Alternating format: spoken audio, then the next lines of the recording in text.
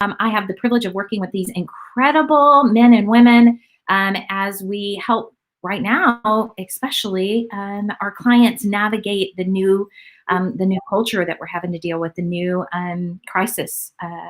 Many of you I know are working from home, some of you for the very first time. And then those of you who worked from home before did it maybe with an empty house, and now it's a really full house. So I'm excited about getting with each of these coaches and letting them share some tips and letting them also share who they are and where they came from. So today we have Steve Harbaugh, and you're going to find out that Steve and I have some really incredible things that are in common, and that is we have a very strong faith relationship and with the Lord, and a lot of where we come from comes from that, and I'm sure that's going to come up in some of our conversations, Steve.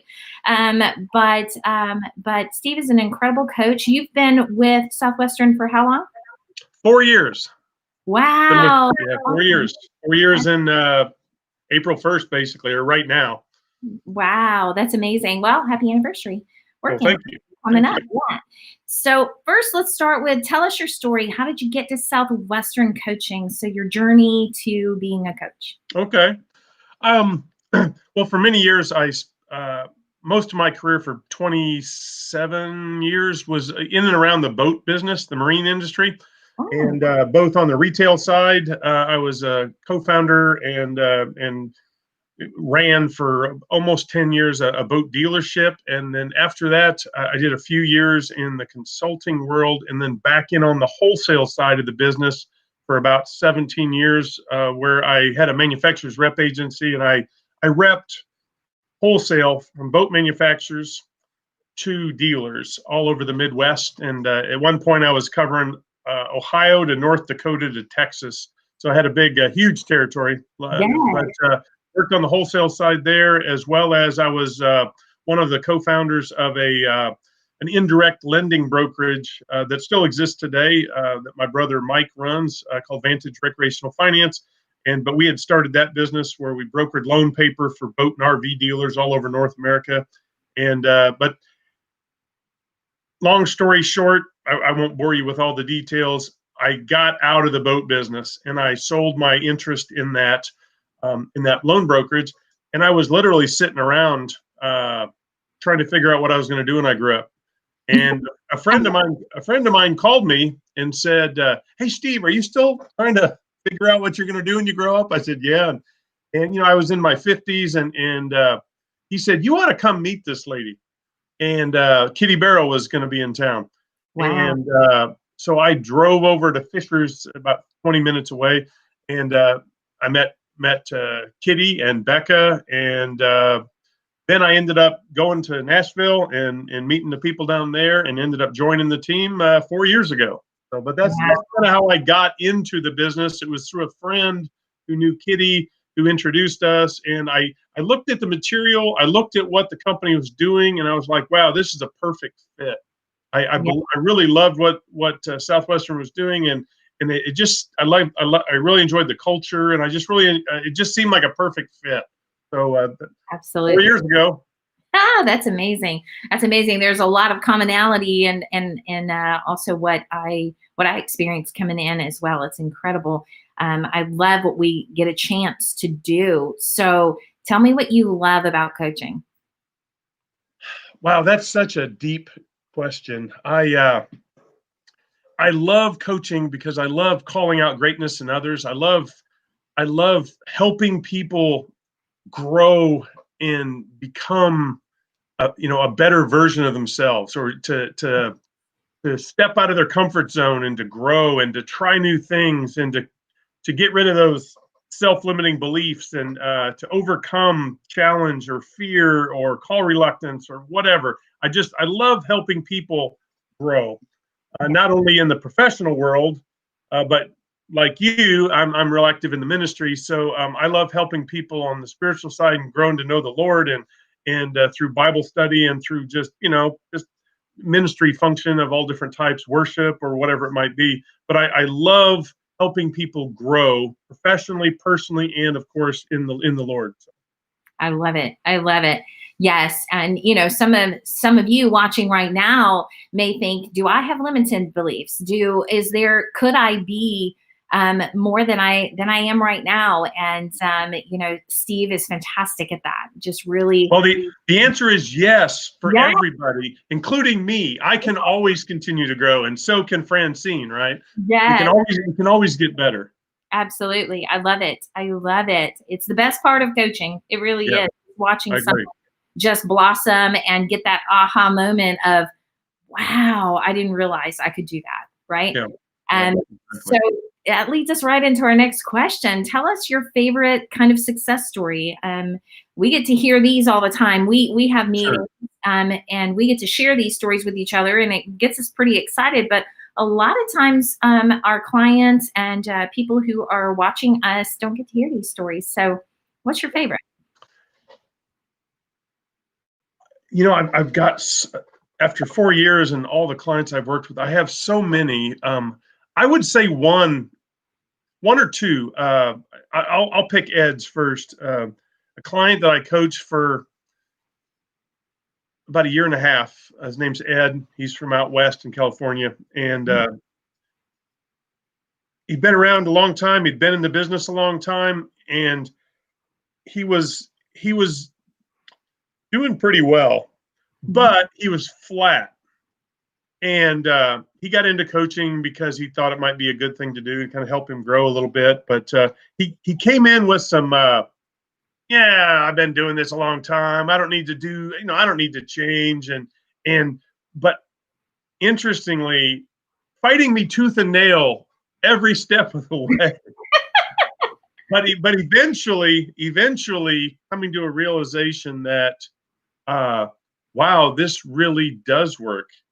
And he had to unfortunately take a sabbatical because his parents passed away, both in a fairly short time. But after we got him going again, after that, he texted me, he showed me his numbers, and he was up 384%. Or he was at 384% of the previous year. So it means he grew 284%.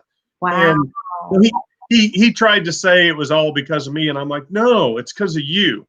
You're the star player. You're the star player on the field. I'm just the coach on the sidelines, I love it. And I love Ed's story because it's true. It's like he's the star player. He's the one who had to do all the hard work. I was just the guy on the sideline with a headset and a clipboard, and we talked in between plays and helping him overcome some bad habits of the past and get his schedule in order and just focus. It was really neat to see how it just exploded for him. I mean, it just took off, and he's one of my favorite all-time stories, and I tell him that all the time. So. Oh, I love that. I love that. And I love how you brought the analogy of football in there of, they really are. Our clients are the star players. They're the ones making it happen. Right. We're just pointing out what we see, just like a coach does. You Right. see the talent in that player, and we're pointing it out, and then we're encouraging them through the hard times to keep hanging on. I love it. Exactly. I love it. So as coaches right now, we're helping our clients through a pretty hard crisis, right? Yeah, and absolutely. of course, we're giving out a lot. I was actually talking to Becca, who you mentioned earlier, just about how much we're giving right now. As a matter of fact, a lot of people are talking about that they're slowing down, not for us coaches. Like, we're probably more needed than ever. I agree. So part of what we teach our clients is not only, sales, leadership skills and all of that, but we also teach them a lot of things to stay healthy, spiritually, emotionally, and all of those things. So what is one or two things that you're doing right now to kind of replenish yourself, keep yourself ready for what we're having to do? It's, we just finished this long winter. And last year I lost 55 pounds. And that was through diet and exercise and just cutting out bread and sugar and just, bicycling and walking and jogging a little bit. And over the winter, I got a little soft, but I'm back to doing my 100 push-ups a day I'm back to walking, and I'm working on the diet and things like that. Um, mental, I feel better. I feel better when I'm moving, and so me personally trying to live that out, but then also helping my clients deal with their stress through whether it be physical exercise, or for those who are people of faith, praying, and making sure that they've got a morning routine that includes some devotional time and good self-talk time to kind of help with their self-dialogue, and make sure they're starting the day off in a strong power-up position. um, Not only helps them as a person, but it helps them do their job, especially if they're working from home and they're not used to that. And Yeah. they've got kids at home and all that. So it's definitely a game changer. But helping people just make sure they've got the routines and that they're kind of going back to the fundamentals and they're doing the fundamentals right, if that Absolutely. makes sense. Oh, absolutely. I think it's huge. I think a lot of people, when we talk about things like self-talk and vision and mission and all of that, I think there are a lot of people in the corporate realm or leadership that may think that's fluff. But Right. goodness, we are built, and you even mentioned the physical, all of that meshes together, our spiritual, Yeah, our physical, absolutely. and our emotional health. And if we're not healthy in those areas, it's going to eventually hurt our performance as No well. question. And so just like Steve was saying, we need to get some routines in the morning, routines that set us up. How many of us struggle with Monday morning, right? We struggle with Monday morning because we've already adopted some thought processes that the world has said about Monday. Yeah. And so, I know one of the things that I do quite often is go, yay, it's Monday. I get to get going. It's the first of the week. Let's go. And, I'm going to seize the day, right? I'm not going to buy into oh, it's Monday, right? That doesn't set me up for a good Monday. Right. And so I've decided to, push back on that thought. And, maybe you're listening today and you need to push back on some thoughts. And like Steve said, let's put together 5 statements you're making every morning that sets your day in the right way. It's not fluff. It makes the biggest difference. So Absolutely. all right. So your most valuable tip, system, idea, or advice, what would you give those that are watching to help them succeed maybe in this environment or succeed and thrive no matter when? Well, last Friday I did a little open workshop webinar thing on just winning from home, and I came up with 5 S's, just to be cute, a little seminar thing, but the little 5 S's, and it really comes right out of what you and I teach every day, Francine. And but I would tell you, self-talk, you've got to have good self-talk. You have to believe you can win the game before you can win the game. Yes. As a lot of people will tell you, or a lot of sports psychologists or coaches will tell you, most games are won or lost before they even step out of the locker room onto the playing field. You've got to believe you can win. And so you've got to have that self-talk and your self-dialogue in order first, and start off the day with prayer time, devotional time, good self-talk, and just start the day ready to win the game. And a lot of it comes down to is, you've got to be set up for success with a good place to work from home.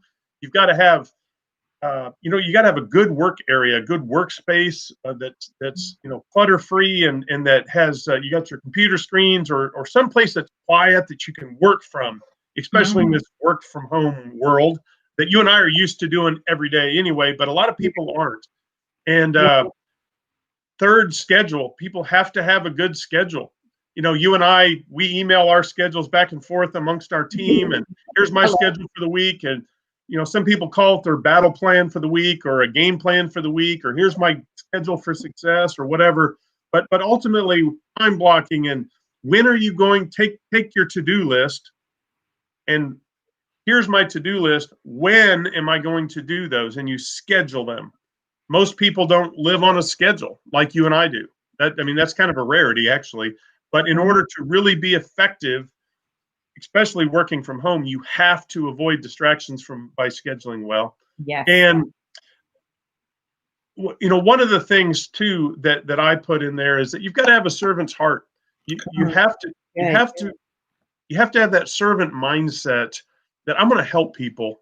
And, you and I, we live and breathe this every day, right? We want to have servants' hearts, and we want to reach out, and we want to serve people. And I think, if nothing else, those right there, those would be my tips, is to make sure that you're just doing the self-talk, and you're doing a good work area, and that you've got a good schedule, and that you're approaching your work with a servant's heart. Yes. Yes. I love those. Oh my goodness. I hope you guys wrote them down. Oh my goodness. So one of the things that that I want to mention, and the reason why I'm putting Steve's information up there, is even though many of you are working from home, we're offering virtual meetings. So if you would like to spend an hour with Steve in a one-on-one, we call them business action planning meeting. He would love to talk with you and help you thrive in the midst of this crisis. And these are things that you'll take on. You'll take on even after this is blown over and everybody's back to normal. These are tips and things that you'll take on, and Steve will explain our coaching program and see if it's the right fit for you.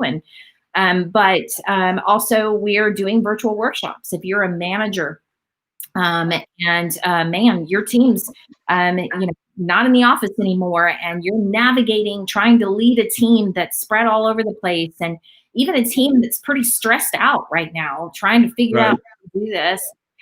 Don't leave it in your hands. Don't take on the stress. That's what we're here for, and we can do a virtual workshop, and we have lots of incredible topics to help your team. So reach out to Steve. And we'll customize them. We'll talk about it, and we'll figure out what's the right topic for you. So absolutely.